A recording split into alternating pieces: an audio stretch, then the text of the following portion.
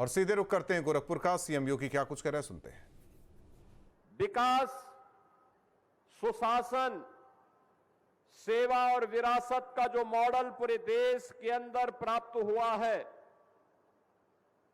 उसमें जो उत्साह का वातावरण है, उस उत्साहपूर्ण वातावरण को प्रभावी ढंग से आगे बढ़ाने के क्रम में आज गोरखपुर महानगर की इन परियोजनाओं के लोकार्पण के साथ ही जो लगभग 1000 करोड़ रुपए की परियोजनाएं गोरखपुर महानगर की दृष्टि से आज यहां प्रारंभ की जा रही हैं, इन योजनाओं के साथ ही आज का दिन प्रदेश के इतिहास के लिए एक अत्यंत गौरवशाली और ऐतिहासिक दिन भी है, जब हम प्रदेश के सुपोषण मिशन के द्वितीय फेज के कार्यक्रम का शुभारंभ भी यहां पर अभी किए हैं।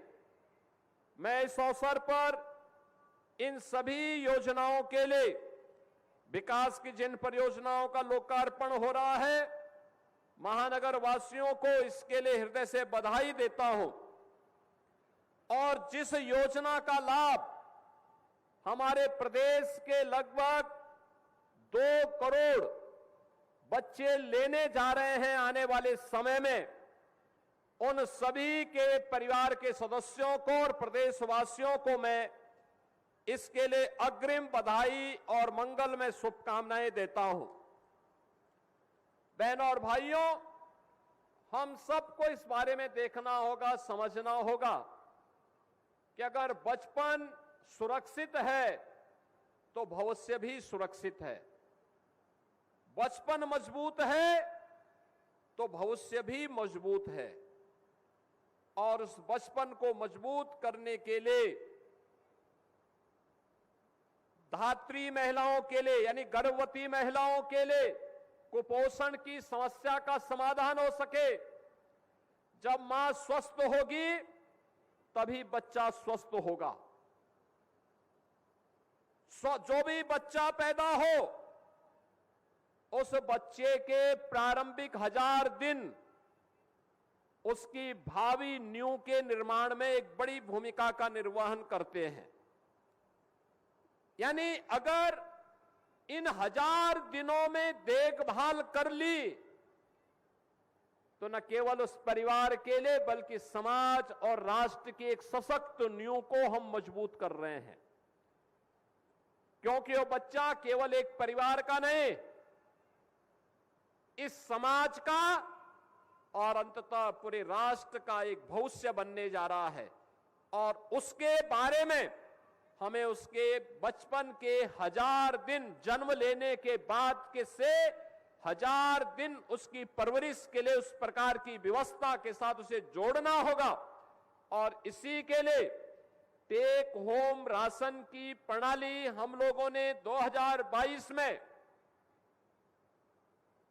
देश के यशस्वी प्रधानमंत्री श्री नरेंद्र मोदी जी के कर कमलों से प्रयागराज में प्रारंभ की थी, जिनमें 4000 से अधिक महिला स्वयंसेवी समूहों के द्वारा प्रदेश भर के तमाम विकास खंडों में ऐसे प्लांट लगा करके जहां पे धात्री महिलाओं के लिए, कुपोषित बच्चों के लिए रेसिपी तैयार होकर के उन्हें अनुपूरक पोषण आहार उपलब्ध करवा करके उनके जीवन को और उनके भविष्य को सुरक्षित किया जा सके, सशक्त बनाया जा सके।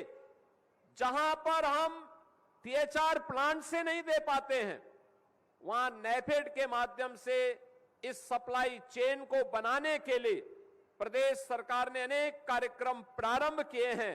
आज उसी प्रक्रिया का यह द्वितीय चरण प्रारंभ होने जा रहा है। मैं इस अवसर पर पूरे प्रदेश वासियों को, क्योंकि वह जो भी बच्चा होगा वह प्रदेश का भविष्य होगा, अंततः देश का भविष्य होगा, उन सभी के प्रति मैं अपनी हृदय से बधाई देते हुए अपनी मंगल में शुभकामनाएं देता हूं। प्रदेश सरकार ने आदरणीय प्रधानमंत्री जी के मार्गदर्शन में निर्णय लिया कि जब वह बच्चा 3 वर्ष का हो जाए तो उन बच्चों को आंगनबाड़ी केंद्र में 3 वर्ष से लेकर के 6 वर्ष के लिए फिर आंगनबाड़ी केंद्रों में भी उन्हें अच्छा आहार मिल सके। इसके साथ ही वहां पर वह बच्चा खेल खेल में कुछ सीख भी ले, अक्षर ज्ञान भी सीख ले। प्री प्राइमरी यानी बाल वाटिका के निर्माण के कार्यक्रम को भी सरकार ने तेजी के साथ आगे बढ़ाया। आप सोचो, राष्ट्रीय शिक्षा नीति जो 2020 लागू हुई, उस राष्ट्रीय शिक्षा नीति के लागू होने के बाद जब 2022-23 में शिक्षा नीति को प्रभावी ढंग से लागू किया गया, तो यह तय हुआ था कि उन बच्चों के लिए, क्योंकि बेसिक शिक्षा परिषद में भर्ती की आयु 6 वर्ष है, 6 वर्ष के पहले भर्ती नहीं हो सकते, तो 3 वर्ष से 6 वर्ष का वो समय उन बच्चों के लिए महत्वपूर्ण है सीखने के लिए। और उस समय उन बच्चों के लिए क्या किया जाए, तो उनके लिए बाल वाटिका और प्री प्राइमरी स्कूल की प्रक्रिया को आगे बढ़ाने का कार्य, और मुझे बताते हुए प्रसन्नता है, प्रदेश भर में 70,000 से अधिक आंगनबाड़ी में प्री प्राइमरी और बाल वाटिका के कार्यक्रम सफलतापूर्वक संचालित हो रहे हैं, जिनमें लगभग 2 करोड़ बच्चे वहां पर जाकर के न केवल अनुपूरक आहार लेते हैं, बल्कि उन बच्चों के लिए वहां पर अक्षर ज्ञान के लिए और स्कूल में एक उत्तम माहौल हो, उस प्रकार की व्यवस्था करने का कार्य किया जा रहा है। आज मुझे अच्छा लगा कि देश के उन भविष्य के लिए, एक स्वस्थ मां और एक स्वस्थ बच्चे के लिए, आज यहां पे उत्तर प्रदेश के बाल विकास और महिला कल्याण विभाग के साथ ही नेफेड के द्वारा इसके द्वितीय चरण के कार्यक्रम का शुभारंभ भी हो रहा है। मैं इस अवसर पर दोनों विभागों को हृदय से धन्यवाद देते हुए, जो भी बच्चे, जो भी परिवार इसका लाभ लेते हैं, उन सबके साथ साथ पूरे प्रदेश को इस योजना के प्रति अपनी मंगलमय शुभकामनाएं देता हूं। बहनों और भाइयों, हमने बदले हुए गोरखपुर को देखा है। आप सब इस बारे में जान रहे हैं। आज से 9 वर्ष पहले का गोरखपुर क्या था? बीमारी, बिजली नहीं, सड़कों पर गड्ढे, जल जमाव, मच्छर, गंदगी, बरसात में बाढ़, नौजवान के लिए नौकरी नहीं, व्यापारी की सुरक्षा नहीं, बेटी के लिए उत्तम शिक्षा की व्यवस्था नहीं, किसान के लिए कोई अन्य सुविधा नहीं, परंपरागत उद्यम के संरक्षण के लिए कोई कार्यक्रम नहीं, गरीबों के कल्याण के लिए कोई योजना नहीं। परिणाम क्या था? मुझे तो याद है 2017 के पहले बिजली बामुश्किल 5 से 6 घंटे मिल पाती थी, उसके लिए भी सड़कों पर आंदोलन करना पड़ता था, हमें गोरखपुर में बिजली मिले। इंसेफ्लाइटिस की बीमारी किस कदर गोरखपुर में अव्यवस्था पैदा करती थी और सैकड़ों बच्चों की मौत होती थी, किसी से छुपा हुआ नहीं है। पूरा महानगर गंदगी के आगोश में डूबा रहता था, कोई व्यवस्था नहीं। एक तरफ बंद फर्टिलाइजर कारखाना हमें चिढ़ाता था, दूसरी तरफ बीमार बीआरडी मेडिकल कॉलेज गोरखपुर की पहचान बन चुका था। लखनऊ जाने में 6 से 8 घंटे लगते थे, वाराणसी जाने में 5 से 6 घंटे लगते थे। रामगढ़ ताल गंदगी का गढ़ था, कोई सुविधा नहीं थी, गोरखपुर के नाम से लोग डरते थे, ऐसे लगता था जैसे कि आतंक का पर्याय हो। बेटियां शाम को घर से बाहर निकलने में डरती थी।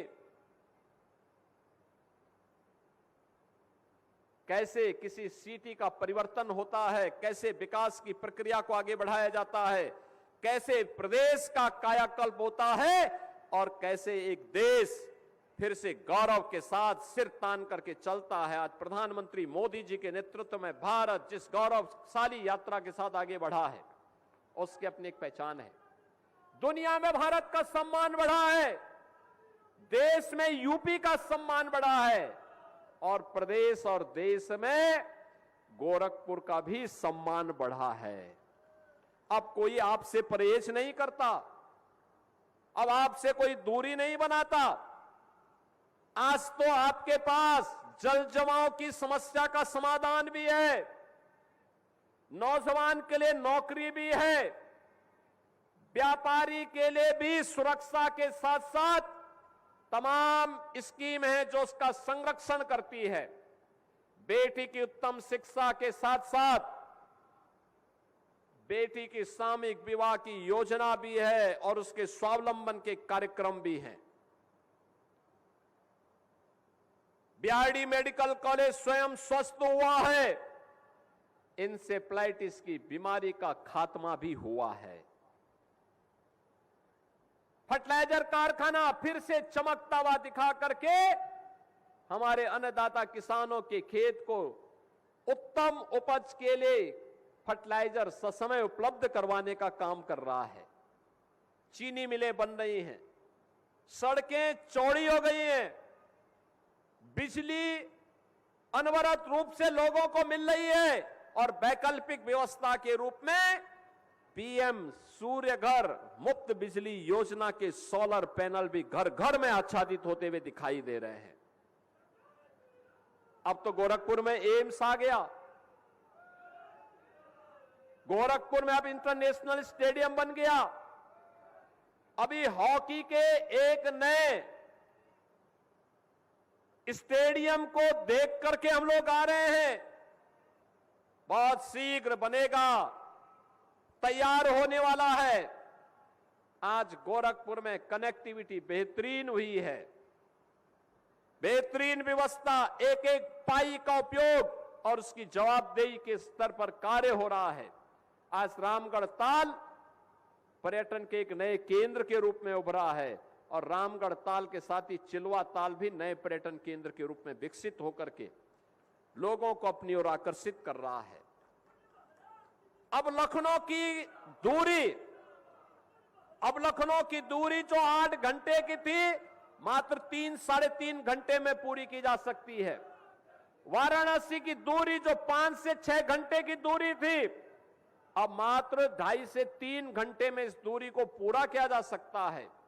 अयोध्या धाम की दूरी जो पहले 4 घंटे लगते थे, अब मात्र 2.5 से 3 घंटे, 2 से 2.5 घंटे के अंदर हम इस दूरी को पूरा कर सकते हैं।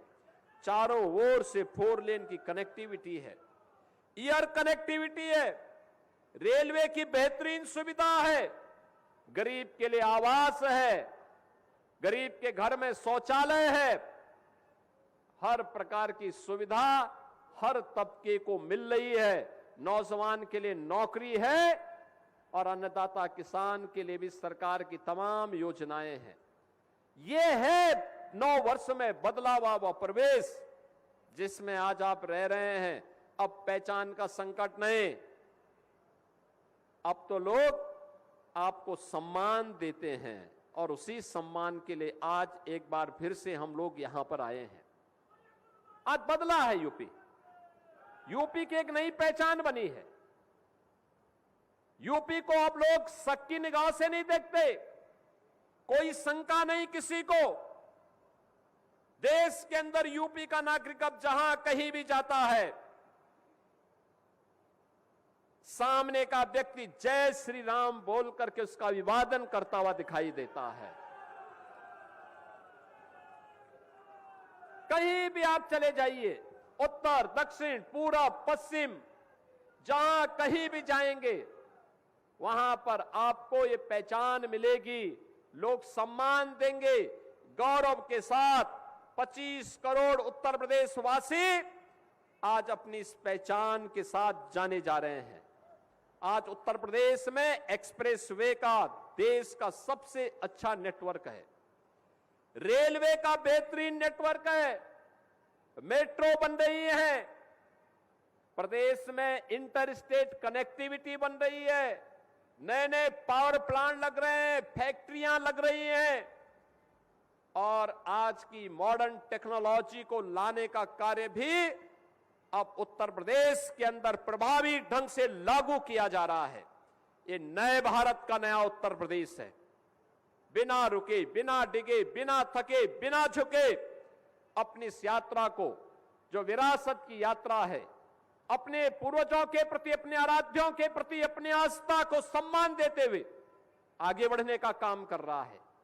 यह उत्तर प्रदेश अब रुकने वाला नहीं। जो बीमारू राज्य था, उस बीमारूपन से अब दूर होकर के देश की इकोनॉमी का ग्रोथ इंजन बन करके उत्तर प्रदेश ने अपनी ताकत का, अपनी पोटेंशियल का एहसास पूरे देशवासियों को कराया है। और उसी एहसास के साथ आज मैं आप सबके बीच में आया हूं इन योजनाओं की सौगात देने के लिए। बहनों और भाइयों, हम सबको प्रधानमंत्री मोदी जी के प्रति आभार व्यक्त करना चाहिए और उनका अभिनंदन करना चाहिए। और मैं इस बात को कहता हूं, कोई देश जो कभी अपनी पहचान के लिए मोहताज था, भ्रष्टाचार का कलंक, अव्यवस्था जिसकी पहचान बन चुकी थी, उस देश को कैसे, जब कोई महान व्यक्तित्व उसका नेतृत्व करता है, कैसे उस देश को दुनिया के सामने गौरव के साथ सिर उठा करके चलने के लिए तैयार करता है।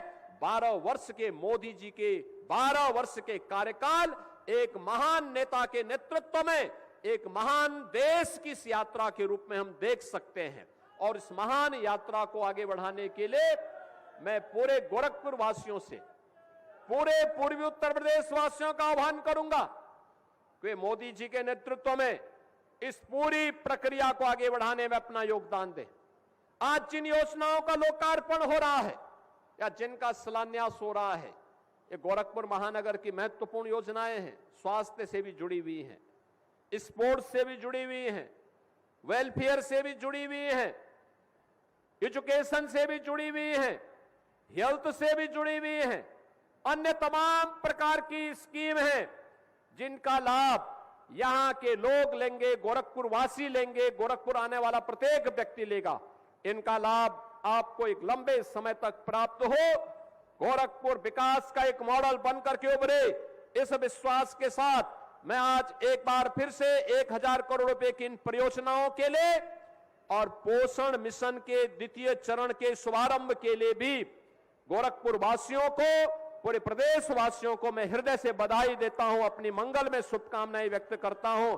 आप सबके प्रति मेरी मंगल में शुभकामनाएं हैं। कल ज्येष्ठ अमावस्या, सोमावती अमावस्या भी है, इसकी अभी से अग्रिम शुभकामना देता हूं। प्रदेशवासियों से मैं अपील करूंगा, सोमावती अमावस्या में नदियों में जो स्नान करेंगे, बैरिकेडिंग के अंदर स्नान करें। गर्मी होगी, ऐसा नहीं कि वे जबरदस्ती अंदर चले जाएं।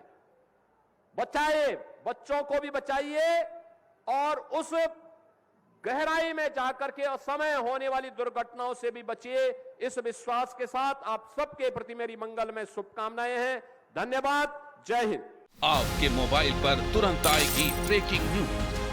स्क्रीन पर सबसे पहले दिखेगी बड़ी खबर, देश दुनिया की हर खबर एक जगह। अब आपके मोबाइल पर तुरंत फटाफट इंस्टॉल कीजिए न्यूज नेशन ऐप और रखिए खुद को अपडेट।